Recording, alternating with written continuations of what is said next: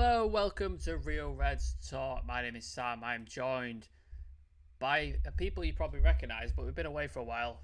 Personal issues, people have been ill, etc. Life gets in the way, but we're back. We're back with some United talk. We're back with Nick. I know you're ill, Nick, so I know you're going to be communicating mostly by sign language, but how are you feeling? There you go. No, genuinely, Yeah, though, are you feeling like shit still?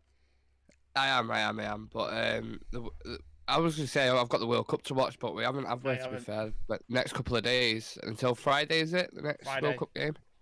So yeah, 2 days of just boredom, to be honest. So I'm glad we've got shows tonight. No. And Aaron, it's been a while since you've been on. How's it going?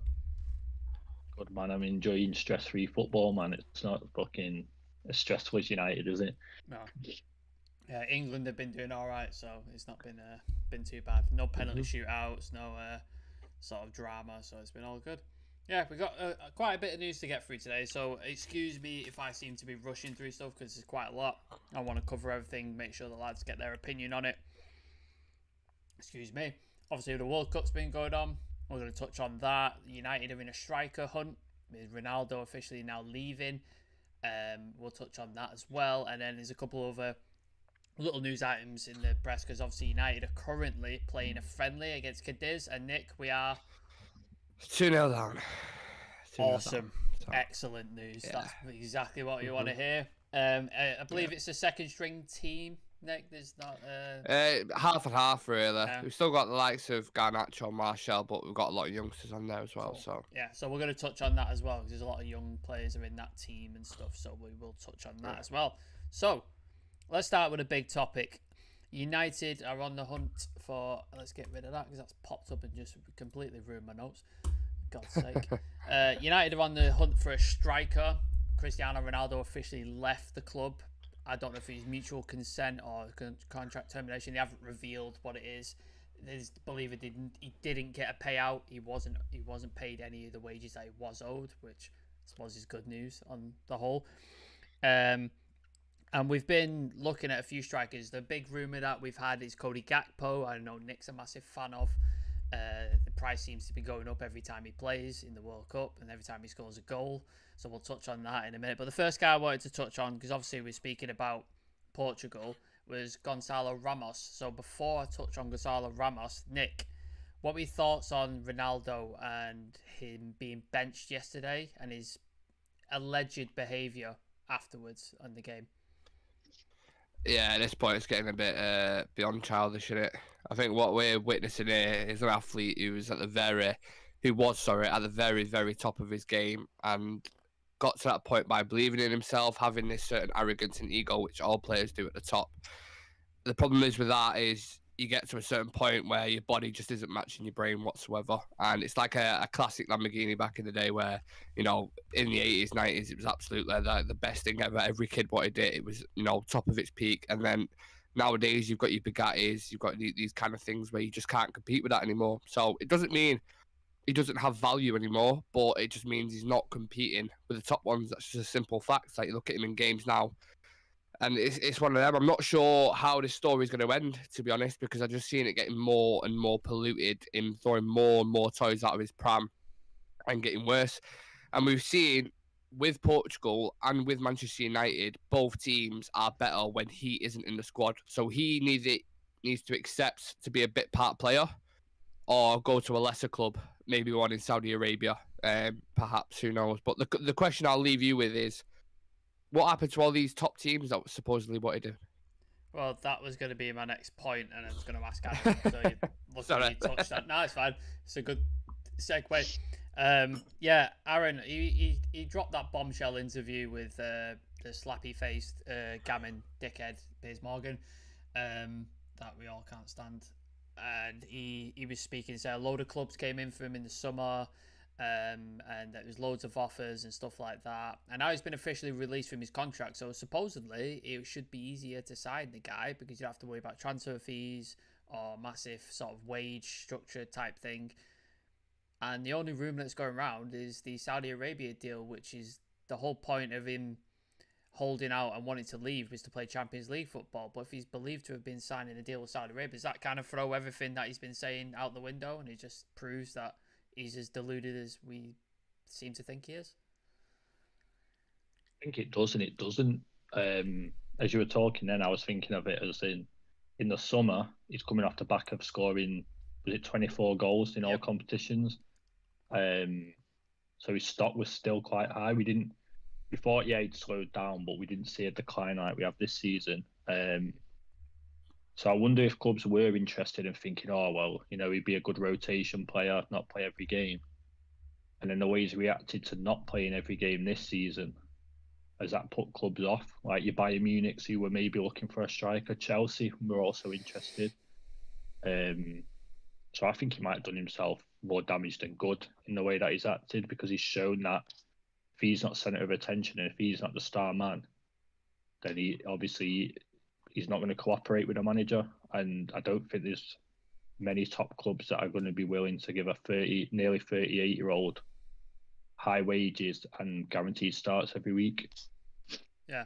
Obviously Lionel Messi's slightly younger than Ronaldo, but the way he's conducted himself and the way he's sort of playing, Nick, would you think that'd be a good template for Ronaldo? Like, he's not the guy he was. Like, he's not the sort of player he was, but he's doing his bits in little bursts and sort of playing and doing his part for the team. It's not about him, even though a lot of people try to make it about him. It's about Argentina, and they've not been playing well besides a few moments of genius from Messi.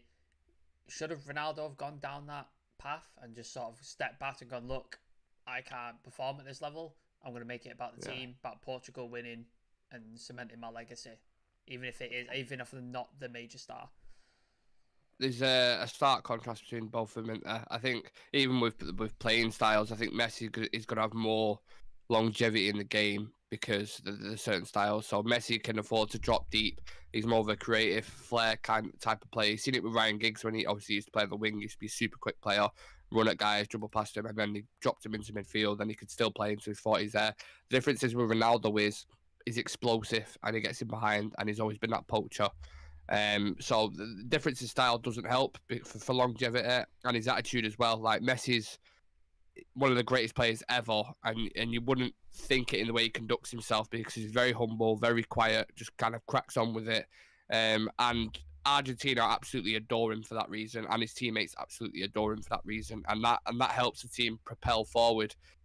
You look at what's happening with Portugal at the minute, like, the attention shouldn't be on that. They absolutely smacked Switzerland 6-1, and they looked fucking incredible doing it. But if you look at all the headlines after it, all the headlines before it, it was all about Ronaldo. Yeah. And it shouldn't be on that. And you can only think as a teammate yourself, if you're in that dressing room, you would be naturally fuming with him, because you're like, we've just put in a fucking solid performance there, one of the best in Portugal's history probably in a World Cup. And then it's being taken away by the shadow of Ronaldo. So definitely, I think he should have taken a leaf out of Lionel Messi's book there. Probably not for the first time as well. It's also weird as well, because the fans are clearly came there to see Ronaldo because they were 6-1 up and they were chanting Ronaldo, and it's just like you got to feel like for the players who I'm going to touch on in a minute, you got to feel for them guys, because some of those guys had their best game in a Portugal shirt, and the crowd are chanting Ronaldo, who's he's scored one goal in the tournament, and it was a penalty. Yeah. And it has been poor. Just a quick update, Sam. Sorry, it's 2-1. Marshall scored a penalty. That's something. Let's see if we can get Matt come back. Be happy. Yeah, exactly. But yeah, let's move on to those guys who did play for Portugal. Goncalo Ramos. Is it Goncalo? Gonzalo? I'm not sure. I'm sorry if I fuck up the pronunciation. Yeah. What a fucking game this lad had. 21 years old, absolutely blasted through Switzerland, scored a hat-trick. Every single one of the goals was absolutely phenomenal. United had obviously been linked with him previously. Benfica striker. Benfica seem to be producing absolute wonders recently. Yeah. Like, they fucking fleeced Liverpool 100 million for Darwin Núñez, and now they've got this lad coming through. And he's probably going to fleece us for a shit ton of money as well if we go for him. Enzo Fernandez as well. Enzo Fernandez as well. So, yeah. What are your thoughts on Goncalo Ramos, Nick? Could he be the sort of jigsaw piece for United to bring in as a striker? I've got a slightly different take on this. First and foremost, I haven't watched him enough in the Portuguese league to have a full-scale kind of judgment on him. he obviously had a really good performance last night. Looked incredible. But I've also seen the likes of Kiefer Moore for Wales do bits at Euros. So I'm not going to start screaming from the hills that I want him. Just another thing to note as well, he has a release clause of £100 million and he's got 5 years left on his contract. Yeah. So if you are going to do business with him, when you head into the thing, it's going to be fucking expensive business. And if you look at the money that's being spent, I'd much rather spend the money on a Joao Felix or an Osimhen, We'll touch on Joao Felix, don't worry. Exactly. If it was a bit cheaper, I'd probably consider it. But yeah, let's not dive into it because of one good performance. That's what I'd say. Yeah, so Nick mentioned Joao Felix. Aaron, I know you're a fan of his. He also had I think he had arguably the second best player in the team yesterday behind Goncalo Ramos. I thought he was absolutely phenomenal. He seemed to have a freedom. Now Ronaldo wasn't in the team. He was able to drift about, play where he needed to and wanted to. And obviously there was some news that went up recently. Was it the Atletico president, I think? Yeah. And he basically said they want to sell him. I don't know what the price is, but there's a lot of prices being bandied about for him. Like, I know that, what did they pay? 150 million for him? 120s, I think it was. 120 million. Yeah, so yeah. I imagine he's not going to be cheap, because they're going to want to recoup some of that money. He's still young, still got a profile and stuff. But yeah, what would your thoughts be on Joao Felix possibly being the solution, Aaron, to United's strikers' issues? Yeah, I'd take him here. Obviously, I've said in the group chat before, I'm a massive fan of him. Just in terms of, I know he's not an out-and-out striker, but he is a goal scorer. I think if you look at his numbers for Atletico, they're not really a true reflection because they play a negative brand of football, and I think that's what he's come out said. And playing for Portugal, he plays to more freedom. He plays more like himself. He's not restricted to obviously a defensive style. And you've seen it against us. I know he scored, but he was feeding off scraps. It was just an odd counter. But you look at his season for Benfica, he hit double figures in goals. So I think he could play. He could play as the. He could play up top, and I think he could play kind of like a Firmino role because you seen yesterday his passing I think his passing's sick. Yeah. You can drop in and get the ball, and in some ways, I think United could do with a striker like that because you've got Rashford, you've got Anthony, potentially Gakpo, who is more of a left winger than a striker. I do think he can play up front, and I feel that we could obviously benefit from someone like that. I think he'd be ideal, man. He's versatile. He can play centre attacking mid, can play out wide, and I know Ten Hag likes rotation, so I think he'd be ideal, obviously, in our system. Yeah. I think Ten Hag does like to play, he does like a fluid system, but do you think he's looking for a pure number 9 striker, Nick? Do you think that's where he's heading? He wants somebody to sort of focus, much like Haller was at Ajax. He wants that guy up top to score these goals, or do you think he'd be more open to, like Aaron was saying, a fluid system where you've got a Joao Felix, a Martial, a Rashford, a Sancho, and Ante who can switch and interchange and sort of create things on that front line? I think 2 answers to that question is I think he would suit the system just simply because his fluidity and his intelligence. He's a very intelligent footballer. You can see that's why he had the free roaming thing for Portugal last night, because he could just glide across the line and he's comfortable anywhere and on the ball. So I think he would suit it. Just for my personal preference, I would prefer a more physical striker, it kills me to say it, but more like a Darwin Núñez who's quick, got a bit of physicality about him. Or a Haaland, but obviously Haalands don't only come around every fucking 200 years or whatever, so that isn't likely. But that kind of striker I would prefer to go with. That's not to say he wouldn't be successful in the team. I remember watching him last night. There was a moment where he got it on a half spin at the halfway line and just dribbled past 4 players. It was just gliding, like it was easy. It was just natural to him. Yeah. And that was just a glimpse of the quality that he's got. And you can see why Atletico Madrid invested so much money in him, 120 mil. That's the main kind of stumbling block, though, in this, is that the Atletico spent that much money, so they're not going to let him go for cheap. They're not going to loan him out. They're going to want decent money for him. And yeah, it's I feel like it's a bit of a fantasy signing at this point. But if United went in for him, I wouldn't be like, oh God, no, don't do that, don't go in for him. He's still a very high level quality player. Yeah, well, with new owners, who knows what sort of transfers we're going to be doing and sort of what bits and money spent and all that sort of stuff. Yeah. Obviously, two very expensive options and a guy who's getting more expensive by the day, it seems, in every game he plays, Cody Gakpo. What was the news company that put it out? Just give me 1 second. 75, Marco. Is it Marco? Foot Mercato. They've put out a post saying PSV have now set the price of Cody Gakpo at 75 million euros. So I think originally when you started talking about him, Nick, he was what, 35, 40 million euros?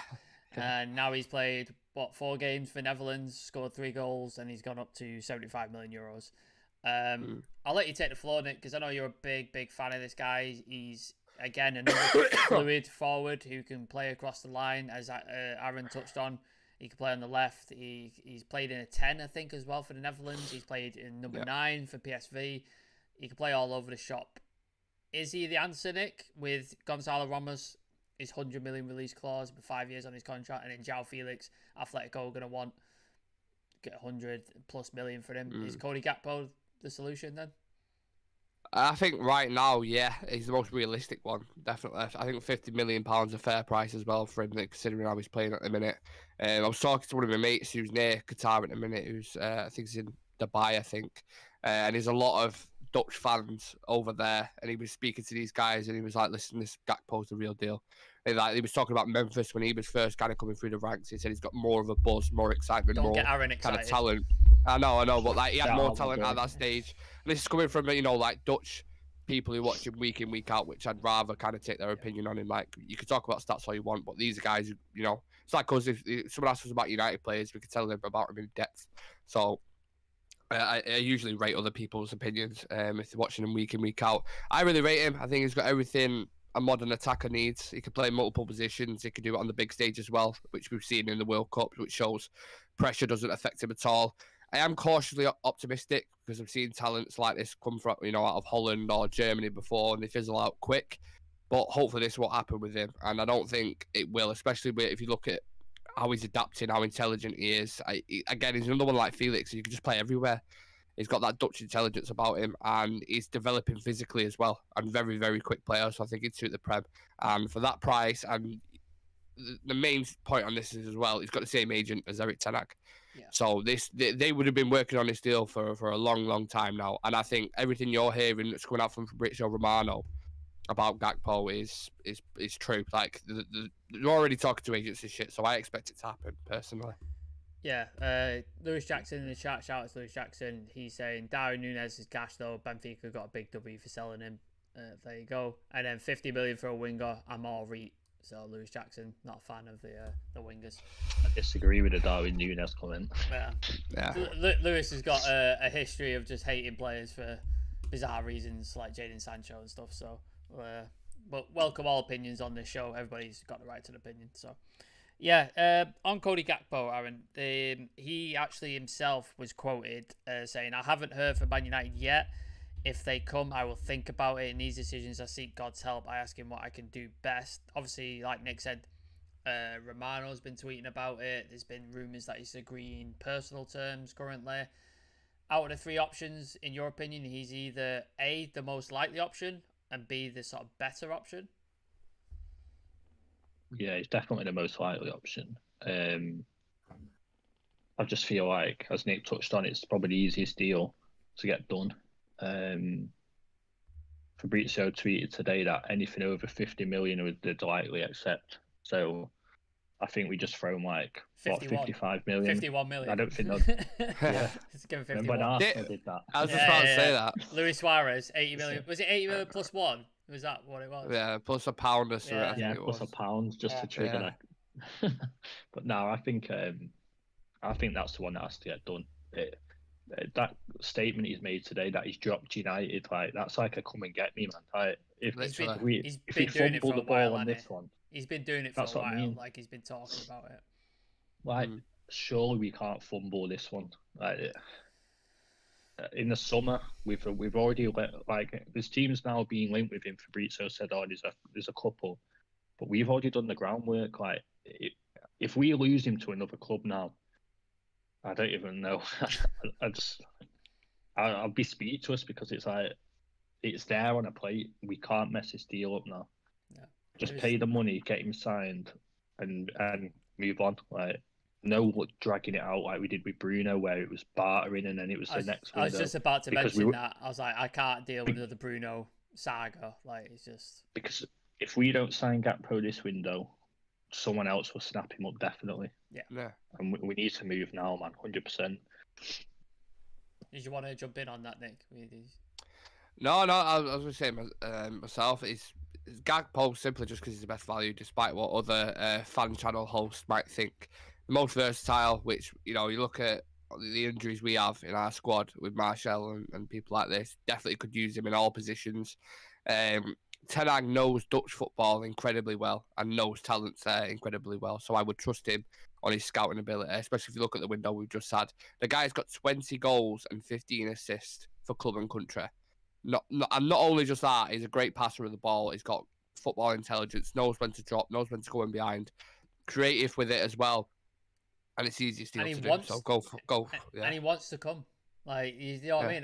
Like all these players we've chased over the last few years, and we had to convince them to come here, like Di Maria and stuff like that. And it's just like, it's so refreshing. Like Anthony, for example, it's so refreshing to have players like that who want to come to the club. Sandro Martinez turned Arsenal down to come here.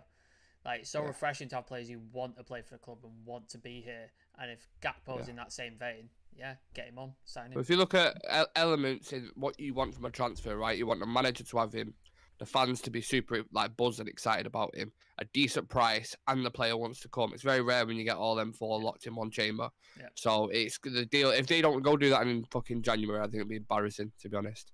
You know what stood out for me though, like Nick said about him, about he can play in behind and all that stuff. But what's impressed me the most, that for not a natural striker, he's finishing. Yeah. His finishing is like he could. And I was unsure whether he could play striker. Like, I didn't want a makeshift striker, but after seeing him at the World Cup, I think he's more than capable of playing down the middle. Well, you know who he's working with, don't you? He's working with Ruud van Nistelrooy. One of the greatest strikers we've ever had at United, so can't go much wrong there, can he? If you can't improve your finishing with Ruud van Nistelrooy, it's just not going to happen, is it? So yeah, exactly. There's a chat from Dan. Obviously, shout out to Dan. If Gakpo will play as a striker, then cool. But if he's another winger, then for us, a big no. So yeah, Dan's wanting him as a striker. We do have an abundance of wingers right now, but obviously with Jadon Sancho, he's doing individual training currently, and Ten Hag wasn't happy with his levels of commitment and his levels of performance, so he's trying to sort of bring him back. So it won't be the worst shout, the fact that he can play multiple positions. So if Sancho is out of form, you've got him there and you play. If we signed Gakpo, like this is to the both of you, would you be happy with not signing another striker, like say in the summer, or would you want another striker? I think regardless, they'll go get a striker in summer. That's why because these kind of boats only come by once in a while for players. Jadon Sancho's situation was slightly different. But I think with Gakpo, I think by the summer gets in, Real Madrid might be sniffing around it, or other teams like this. So I think the boat is coming now. It's in January. Everything's laid out there for the deal to be done. It's just the thing that worries me about it slightly is the situation with the owners. I don't know if that's going to have an effect on it. Like, I have no idea. So I'm talking, if we sign Gakpo in January, are you happy then with our striker situation? Or do you still want to go out and get another striker? Nah, we still need a striker. I still got. I think so, 100%. Yeah. I think we need a number 9, don't we? Like, we need a pure number 9. Sesko. I would go get Sesko in the summer, 100%. Even if it's just someone that's going to play like every other game or come and play 30 minutes at the end, because he's teeing this up for the pioneer. He wants to play. Yeah, he definitely. I'm teeing this up as Martial ain't reliable, man. I've said it all season.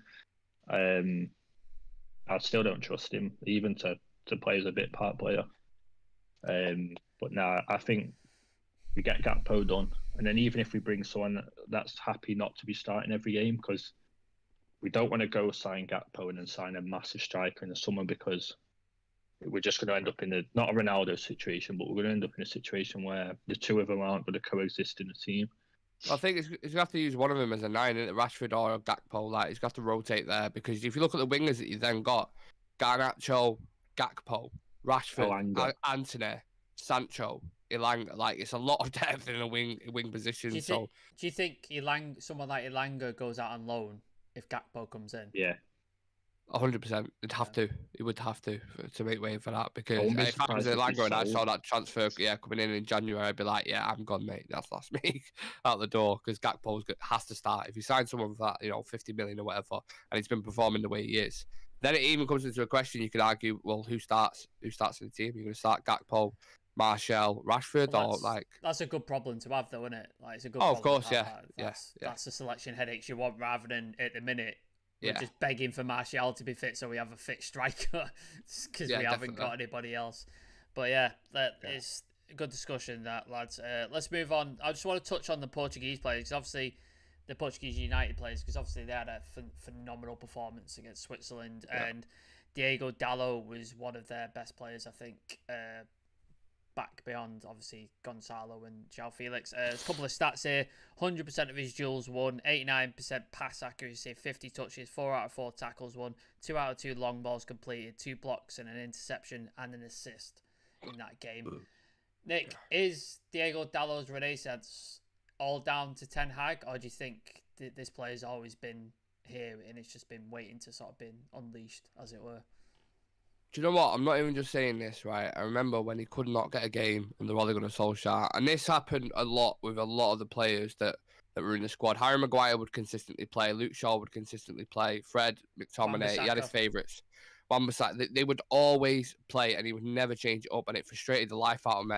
And I remember playing a Europa League game where he played at left back for AC Milan, and I was watching him in that, and I was thinking he's solid on that side as well. For a right back, that is difficult. He was so happy with Malacia when he played against Fulham. He got absolutely rinsed. Yeah, he got rinsed. So it shows, again, another versatile player. You can play him either one, and he's comfortable. But when Rangnick came in, he was the most improved player when he was there. Looked better and better every single. You could see the talent was there.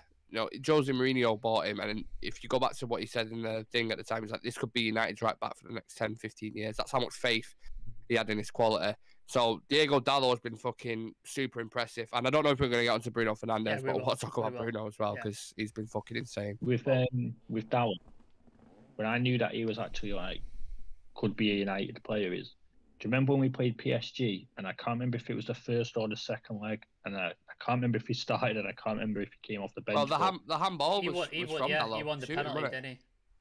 I just remember he was either came on or he started, and he was absolutely skinning them down the wing every time, like step overs, and he was whipping good balls. And I thought, wow, we've actually got like a fullback that can cross the ball finally. And then he barely played again after that. Yeah, do you want to touch on your thoughts on Dallo, Aaron? Because for me, he's been one of the, if not the most improved player, one of the most improved players at United under Ten Hag. Obviously, he's got good performances out of people like Luke Shaw. We'll touch on Bruno in a minute as well. But yeah, just talk about like your thoughts on Dallo, not just in this World Cup, but in terms of Manchester United as well. Yeah, he's improved massively. Like, obviously, when I was talking then, it was about him going forward. But I feel like under Rangnick and under Ten Hag especially, there's actually a defender in there as well. Because I used to think, oh, why don't we try him at right wing? You know what I mean? Or like when Ole used to play 5 at the back, you used to think, why don't you play Dallo wing back? Because obviously going forward, he was great. But now he's actually like defensively minded. Like I trust him in 1v1s. And going forward, you're just seeing it yesterday. Like I was speaking to Devo actually last night, and he was saying what a player Dallo is. He said like he didn't see that player in him years ago. He said, but now he's just blown him away. And I think he has everyone. I think if we keep him and we keep playing him, what Mourinho said, well, it's bang on, man. We keep him for the next 10 years. Yeah. One situation I loved about him as well was against Leicester, where he got the double block in. It was like 2 super important blocks, and he's screaming with his teammates. Like it's all body language as well about it. Sandro was just like chest bumping him on it, just like. And Ronaldo, when he did that interview, he was one of the few players that he mentioned who said he will have longevity in this game. Like, just see how he prepares and trains for every single game. So I would, if I'm United right now, you need to sort that contract out, because by the time it gets to summer, Barcelona will be sniffing around that, and teams in Italy. that we're dragging that out. Well, they wanted Wan-Bissaka, so they could have him. We'll give them. Yeah. Do you remember that? Yeah. Do you remember when they were looking at Wan-Bissaka and Maguire? Oh my god, man!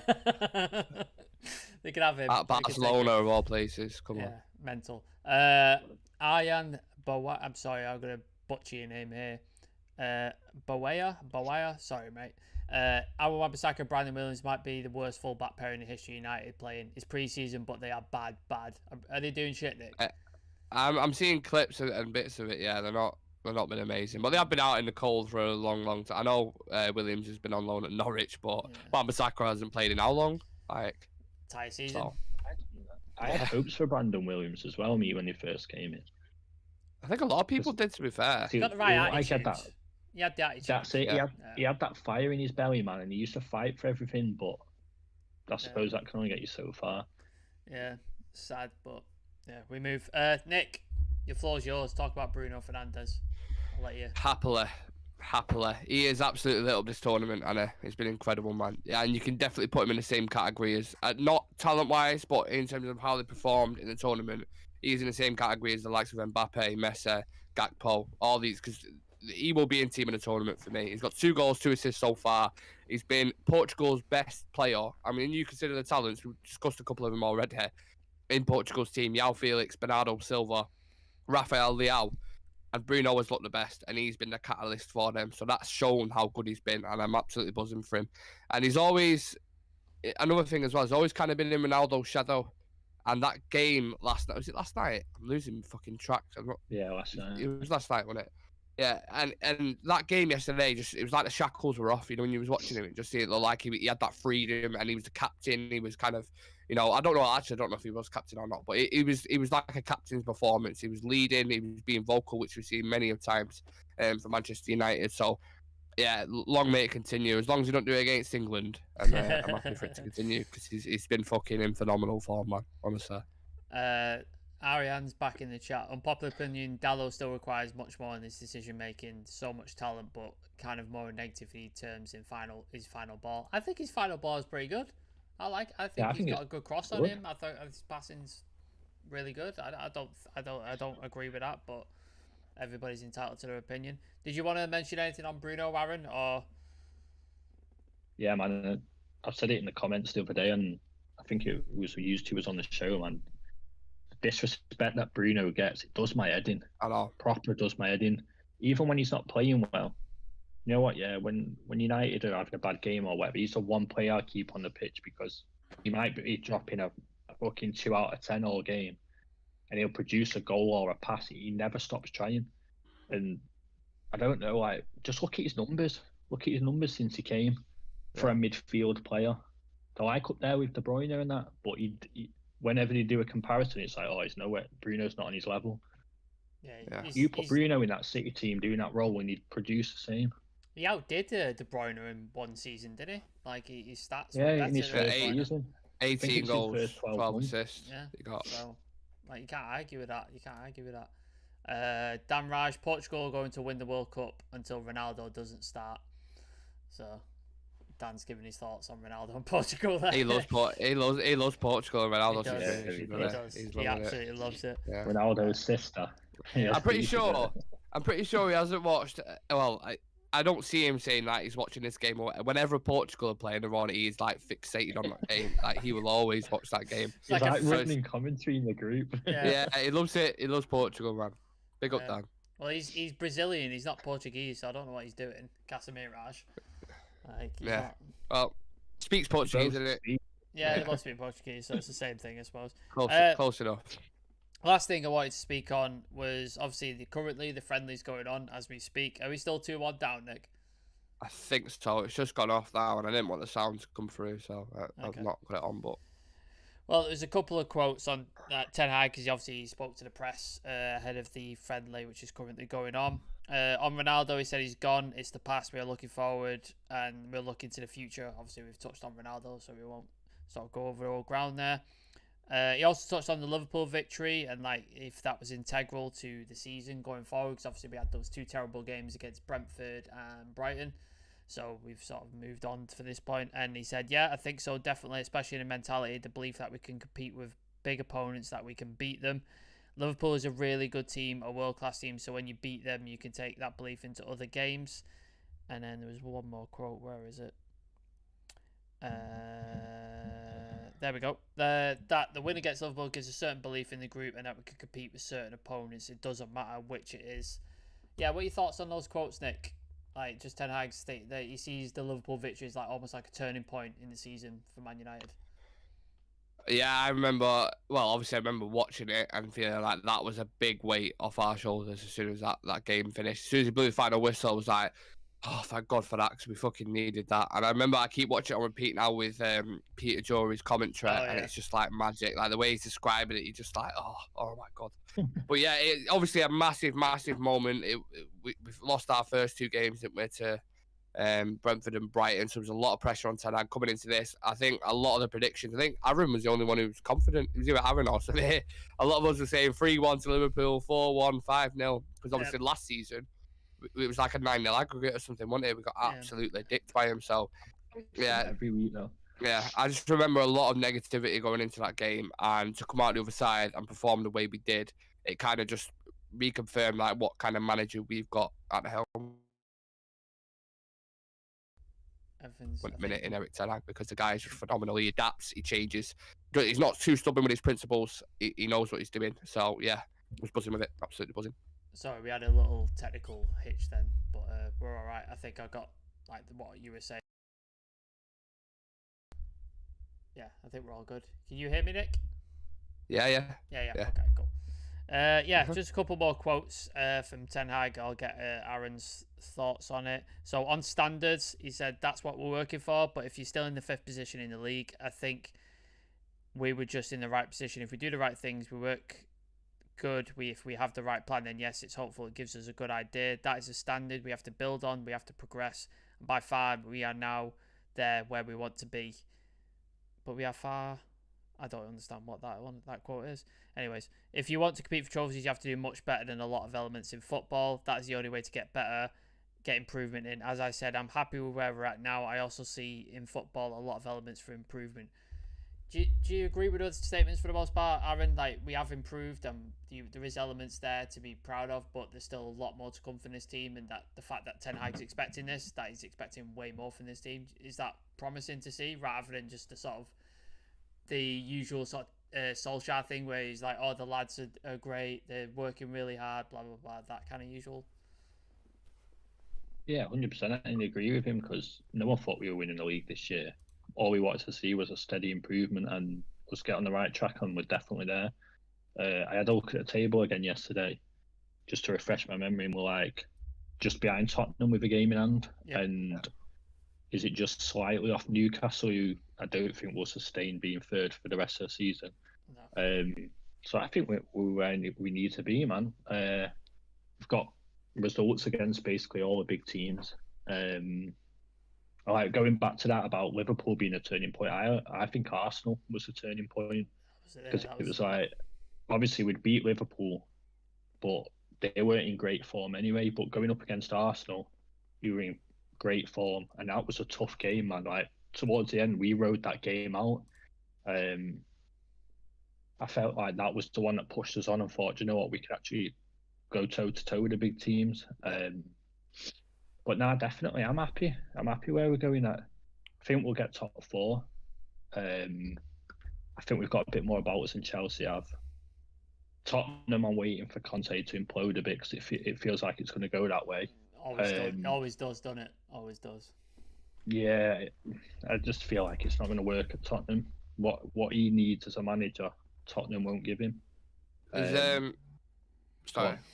I was just going to say there's a few elements to this, isn't there? Because you've got Arsenal, who've just Gabriel Jesus is out for like 6 months, I think it is, or something. Nearly 7 months. Yeah, so that's a massive. We discussed it, weren't we? It was like if they lose someone like Jesus or something, and they've got to play, you've got Nketiah up top, something like that.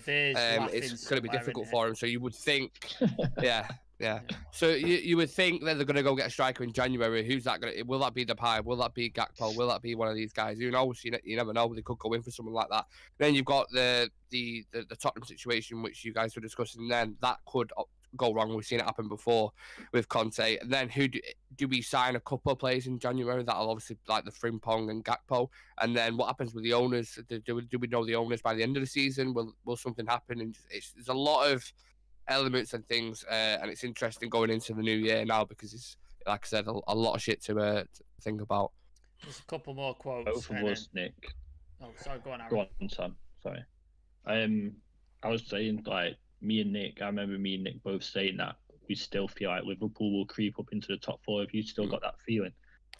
Yeah, I do. I think they will. Yeah, we've seen it before. The evidence is there. Like, we've seen it happen before, so. I still feel like they've got enough. Yeah, I agree. It's going to be an interesting second half of the season. Anyway, it's going to be a fun ride, really fun ride. A couple more quotes, and then we'll round it off for the day. Erik ten Hag, I think we played some good games. The Everton away, Chelsea was a really good performance. Spurs definitely. I think on that night we played our best performance in the first 14 games in the league. I think our squad did terrific. The mentality changed and the way of playing changed during the season. The style, I think we are growing. We have to keep the process going.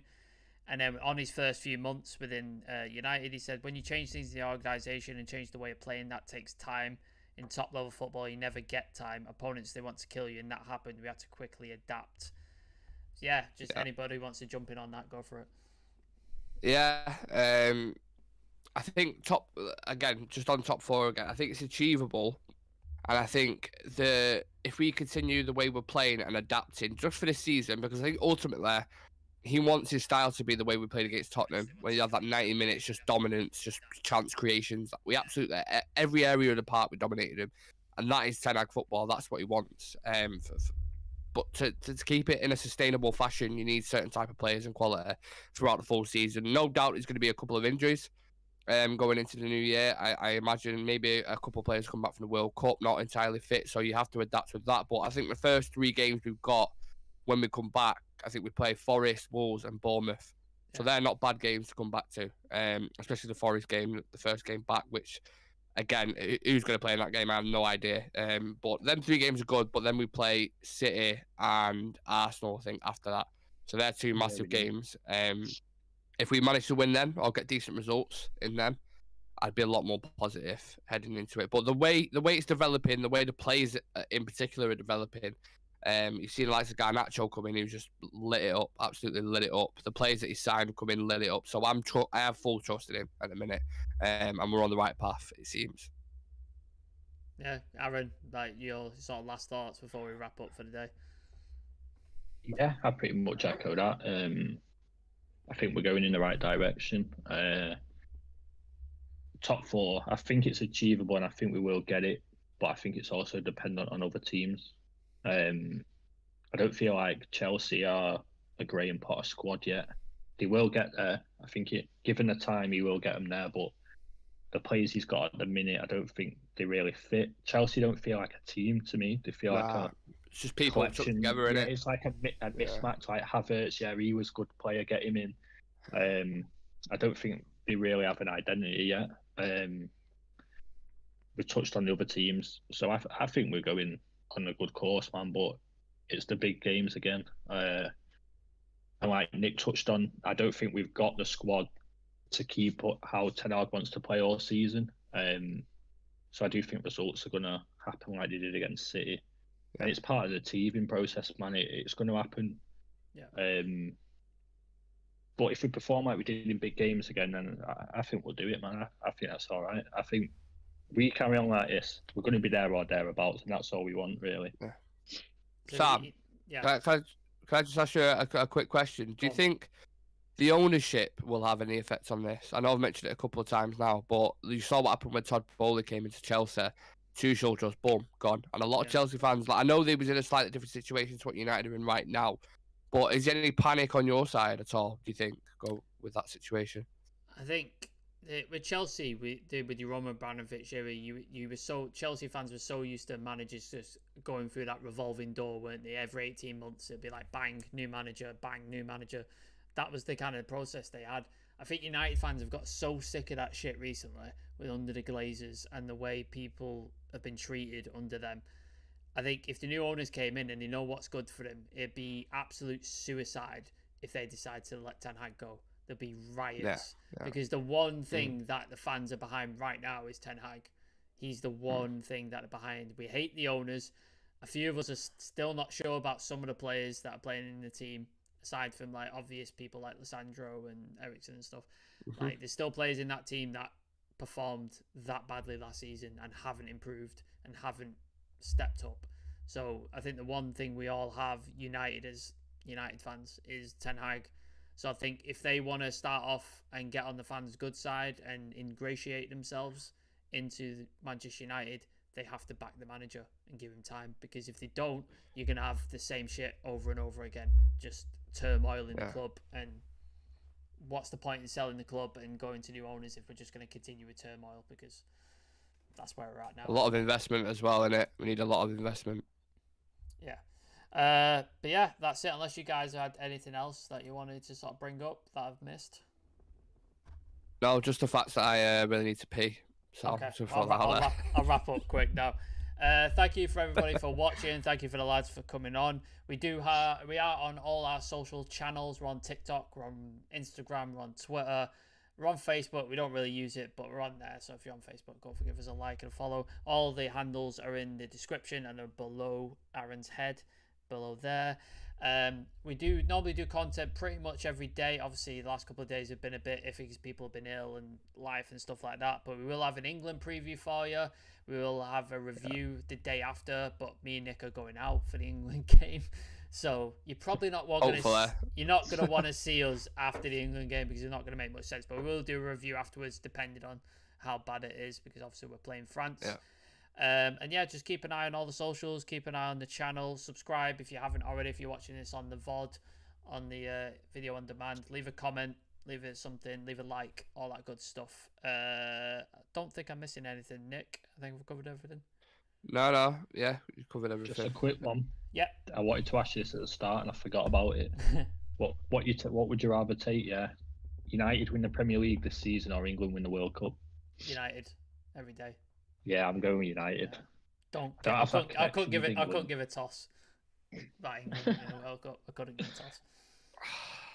Nick's gonna say World Cup. I've seen United win a league. Nick's gonna say World Cup, and he's gonna wear his Gareth Southgate waistcoat, and he's gonna be shouting "England!" That is. It's coming home. Oh Jesus Christ! Home. You know we were playing on. You know we were playing on Saturday, right? Yeah. Do they know who they're playing? England, mate. We've got fucking top players. Have you seen Mbappe? Mbappe? Yeah, we've got Kane, Rashford. Don't worry about it. It's fine. Absolutely fine. I've seen United win a Premier League before. I've never seen England win a World Cup. So give me that. Ask me next month. I'll probably change my decision. But what? When we're out? We're out of the World well, Cup. we'll see. We'll see. Jesus Christ.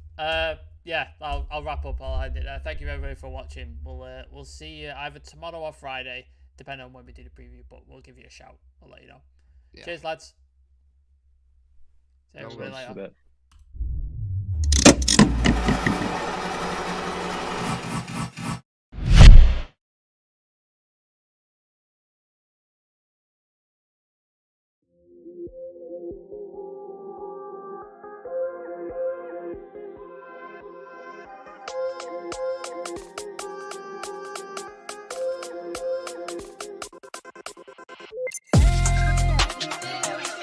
Wow.